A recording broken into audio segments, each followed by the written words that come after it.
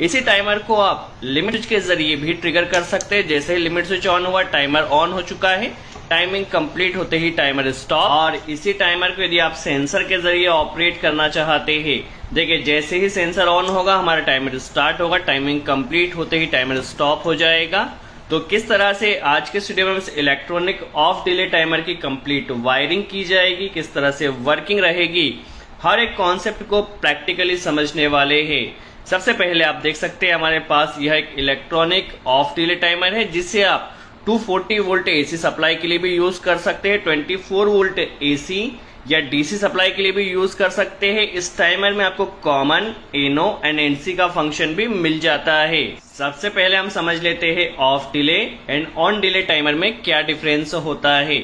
Of delay timer की बात की जाए, यदि आपकी टाइमर की कॉइल में सप्लाई आती है, ठीक है, जैसे ही टाइमर की कॉइल में सप्लाई आई, चूंकि ये ऑफ डिले है, ठीक है, तो जैसे ही सप्लाई आएगी, आपने फॉर एग्जांपल 3 सेकंड सेट किया है, तो 3 सेकंड तक आपका जो लोड है वो ऑन हो जाएगा, ठीक है, जो टाइम सेट किया उतने टाइम तक आपका लोड ऑन रहेगा।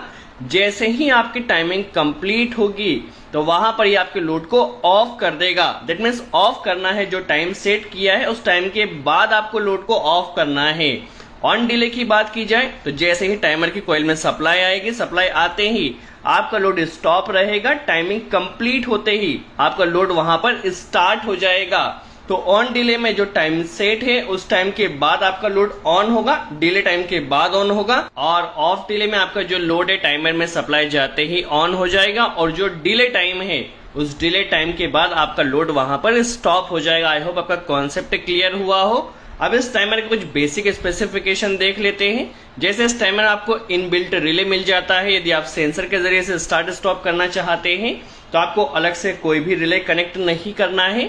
टाइमिंग रेंज की बात की जाए तो इसमें आपको 0.3 सेकंड से लेकर के 30 आवर तक की सेटिंग मिल जाती है।